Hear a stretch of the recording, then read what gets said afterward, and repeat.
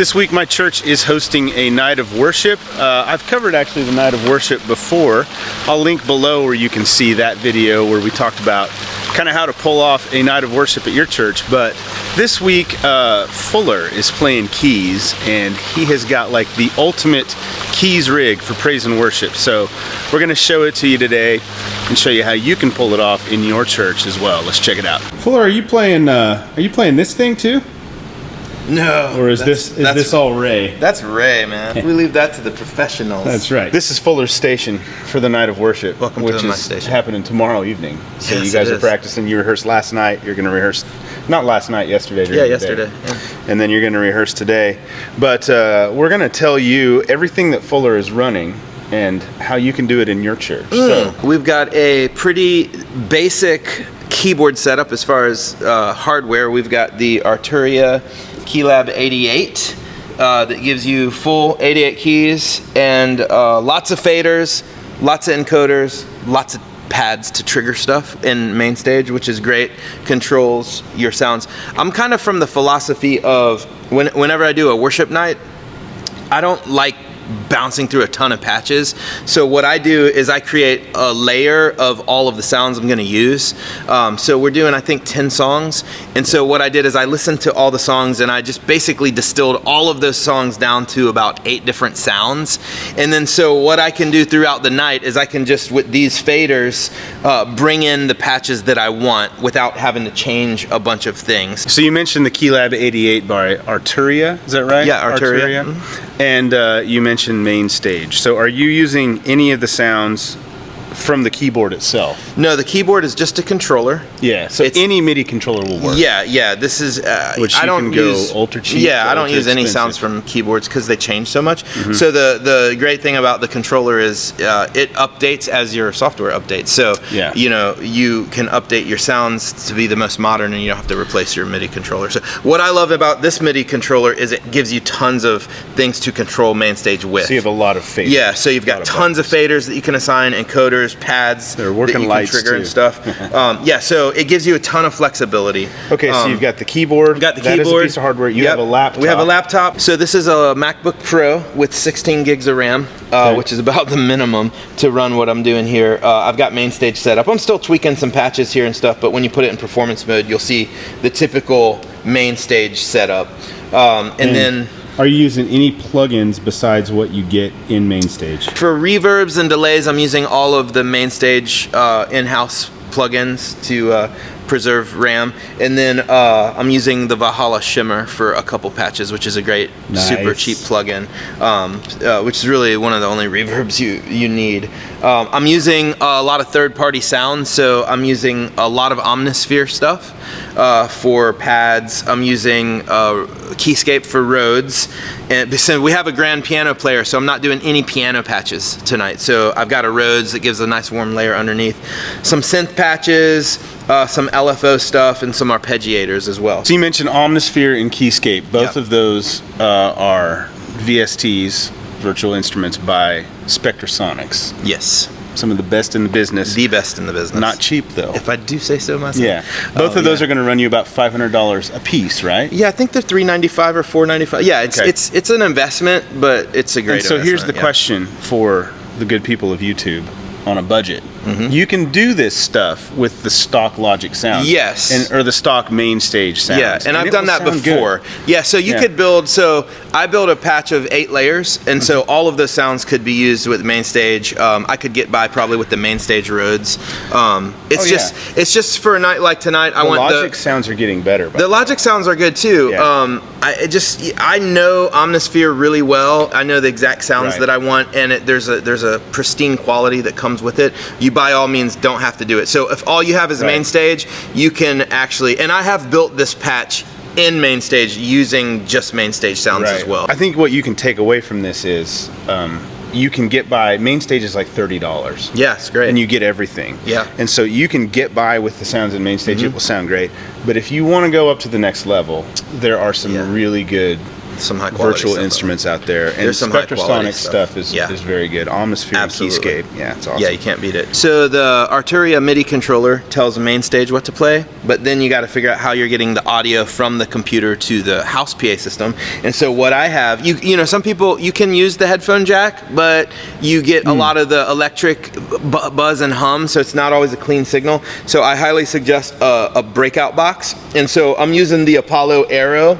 Which is probably a little overkill. It's a little overkill, but I had it with me. Overkill. I had it with me, and so I usually use it to record. But that's a great. It's USB 3, comes right out of the computer, So and then these go into the PA system. So and you can control the main volume here if the sound guy needs more signal, you can give it to him that way. Okay, so to kind of recap the output.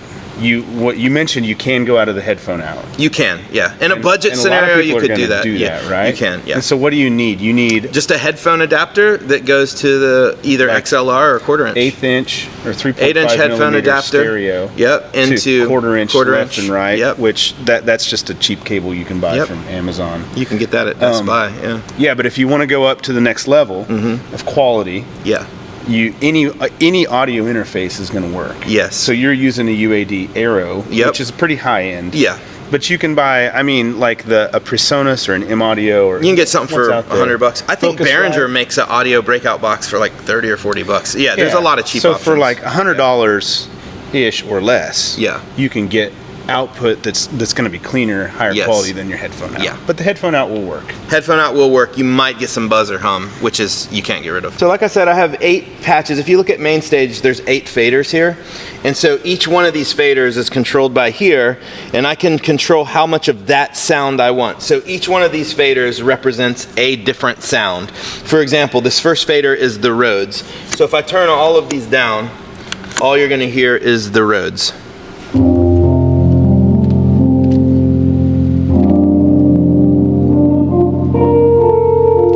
So that's just the Rhodes sound.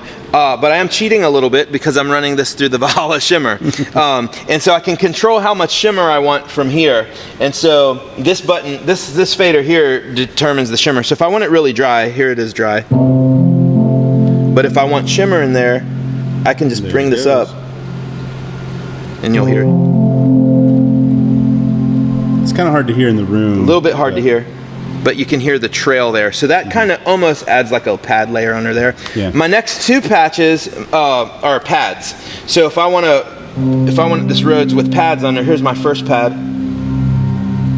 And here's my second pad. And are these Omnisphere pads? Which is brighter. These are patches I made in Omnisphere. So if you want to hear them by themselves, here's pad 1, which has kind of like an air to it. And then here's pad 2, which is a little bit more of like has a lot more tone to it. But what's great is I can blend these to any, and this is where the magic happens. I can blend these. So as I change these faders, I'm bringing in these sounds on what I'm playing.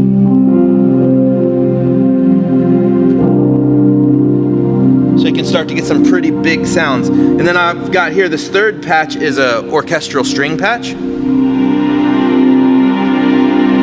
So if you want a little bit more brightness in what you're doing. So here's just the strings.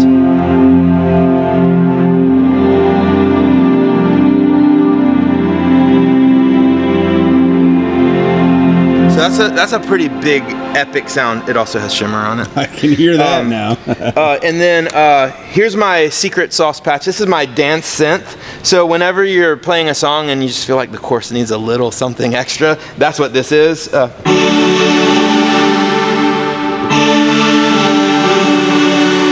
where that comes in handy is when you're playing songs that you've already got kind of like the Rhodes and patches and stuff in there. Like for instance, Echo we're doing. And if you're playing, which is nice, but that doesn't really cover it on a chorus. So I can just literally bring this layer up here. And so now it's like a whole synth, it's like a whole party going on there. And then I can just drop that back for the verses so that it's not too obtrusive. Here's one of my favorite patches right here. So we're doing the song This Is a Move, which we've never done before. And so I'm gonna use kind of like this Rhodes and pads but I've also got this arpeggiator that I threw in here, which is basically, it does that, and I've got each of these patches set up to tempo lock. So this is the tempo of this. There is a move, and so I can play this underneath.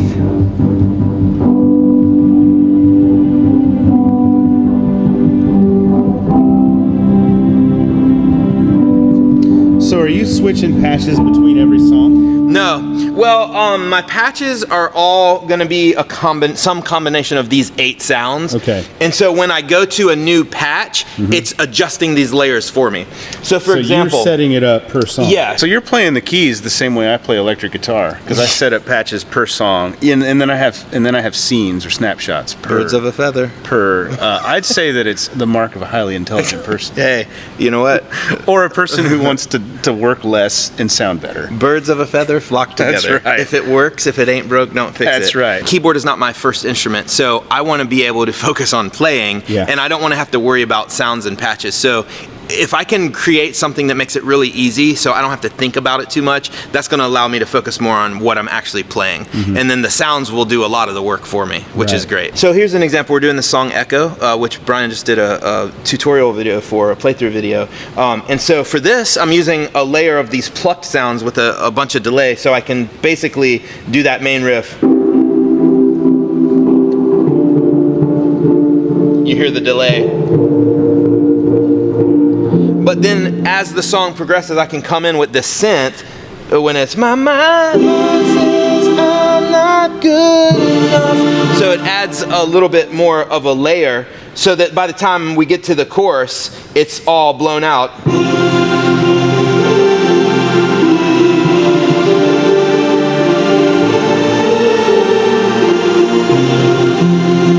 So it gives you a lot of dynamics, and then when the course is over, you can just bring that synth out and you're back to the original.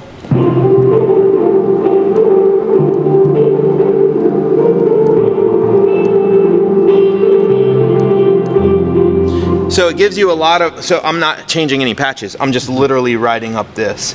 And if you want to, you can go back, when the song breaks down, I might bring that arpeggiator in.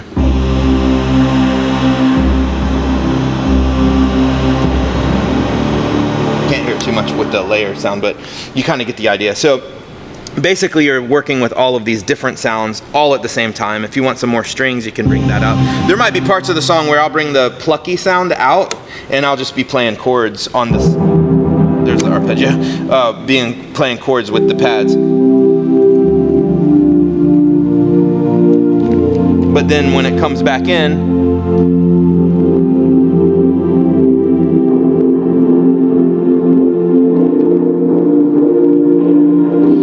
kind of morph the sounds in real time. So you're not having to just switch from one patch to the other. You can morph them and layer them, and then at the end of songs it's great because you can be holding this big chord out, say it's F. You're holding this big chord out. Instead of just stopping, you can fade out. You can fade out like the bright sounds, and then you're left with pads. Which everyone loves pads. And then to top it all off, I'm using our MainStage pads player that I've kind of customized a little bit. So the song's in F, so I can just trigger pads here in F, which will play our pads. This is pads 4, the atmospheric pads. These are from worship tutorials. These are from worship tutorials, always, yes. Always. Best pads in America. And overseas, actually. And the world, worldwide. China. These are the #1 pads in China.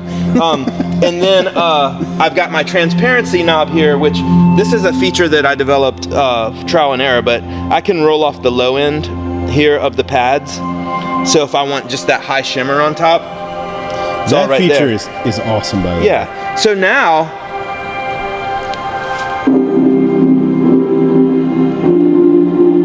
you can kind of hear that shimmer. And it just fits right on the top. That's it. It's right there, and then I can stop it whenever I want. So these buttons will actually, I've already got them labeled because I'm super OCD. So these buttons will trigger pads. So if I want the Wondrous pads in F, I just press that. If I want the translucent pads, which is our new set of pads, pads 9 coming this way, I can trigger that. And then I can stop the pads. I have a tap tempo, which you can set the patch tempo. If, say, the band goes off and we do like some improv thing, I can tap that to match the tempo. And then panic button is the most important button in case things go terribly wrong. And you know, pastor's praying, and then my big dance synth decides it wants to hold like 2 high notes. I can hit the panic button and it'll kill that. So Fuller, thanks for the tour through your Keys station. We had talked about making a free version of this. Yeah, absolutely. With everybody all loves built-in. free. Yes, so free we're going to do that with all built-in Mainstage patches. So yes. We're just talking about the fact that this is basically a tweaked version of our Pads Player patch. Yes. Which is available at Worship Tutorials. You can get all the different pad sets in a Mainstage version. Yes. And you have a few built-in sounds with that download. Yeah. You've taken it and just basically customized it for this night of worship. Yeah, and really any night of worship, because these patches could pretty much play every worship song out there. Like you could cover all kinds of ground. But we will have a link below where you can download a free version of what Fuller has built with all these sounds. Yeah, so this will be the Mainstage version without any third-party plugins. It'll have and it won't have our pads in it either. You'll have pad sounds that you can play via Mainstage, but it won't have the worship tutorials pads. Yes. in them. So this will be basically a free patch, so you can kind of start experimenting with the different layers and stuff. And there are lots of other Mainstage Keys patches you can find out there. Yeah. And you can use them. You know, you can tweak them for your benefit, but I figure it's always good to have something you can download for free and start working. You can give to your Keys players. And if you've already purchased a Mainstage Pads player from us, you'll be able to plug this right in. Yeah, because you can export the patches and then import them into any, what do they call it, interface. A concert. Like a concert. Yeah. There you go. That's the word I was looking for. I knew Mainstage had its own language for it. Yes. If you have any questions for Fuller and I, or Tim Look who showed up. let us know in the comments below. We'll be happy to answer them.